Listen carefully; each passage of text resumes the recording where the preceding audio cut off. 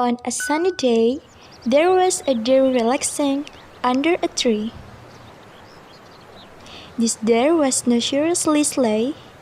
The breeze made him sleepy. I'm getting sleepy.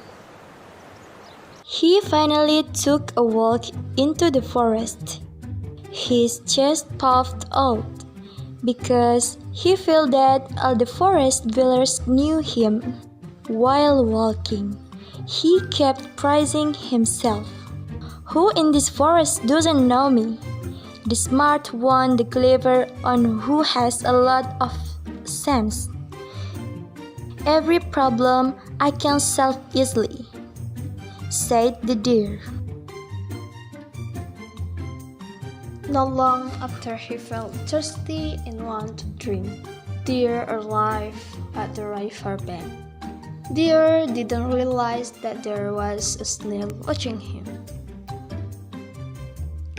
Hey, deer! It's really fun to see you talking to yourself. What's wrong? Are you happy? So asked the snail to the deer. Oh, hi! It's you, Snail. You have been watching me for a long time. What are you doing there, Snail?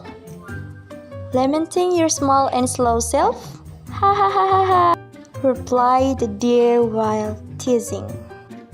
The snail didn't accept what the deer said, so he challenged the deer to a running race while holding back his anger. The snail took courage and said, Hey deer, I know you are known as very clever and fast animal, while I'm known as a slow animal.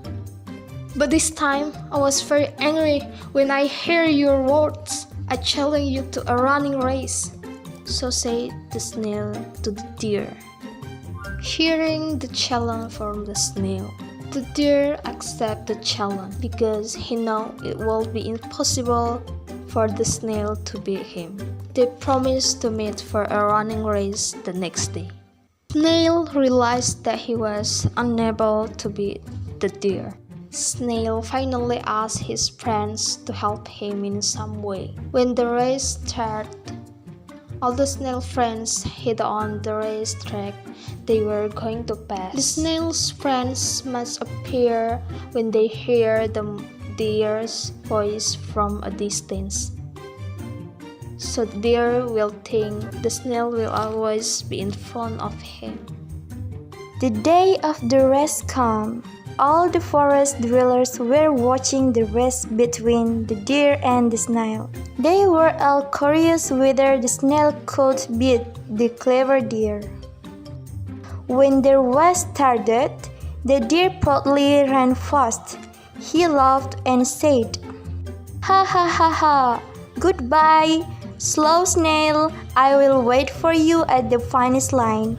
Bye bye, he said arrogantly.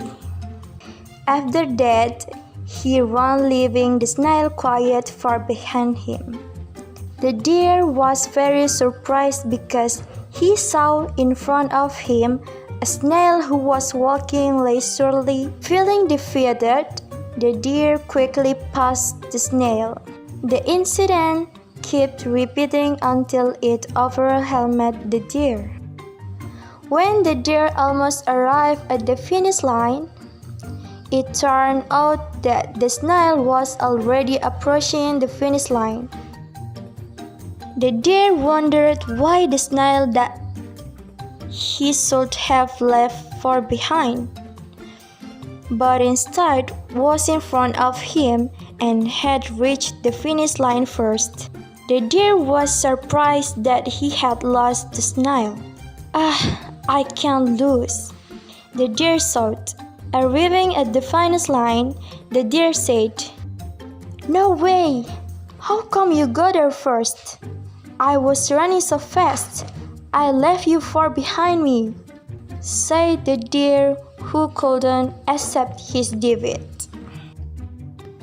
Deer didn't want to be outdone by a snail he had teased yesterday in the river. Never mind, dear. "Just send me your defeat," answered the snail casually.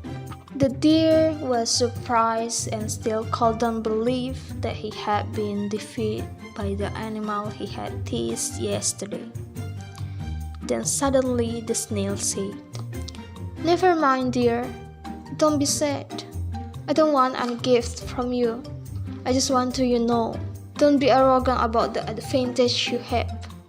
All living creatures have their own advantage and disadvantage. So don't like to insult and underestimate other living creatures," said the snail.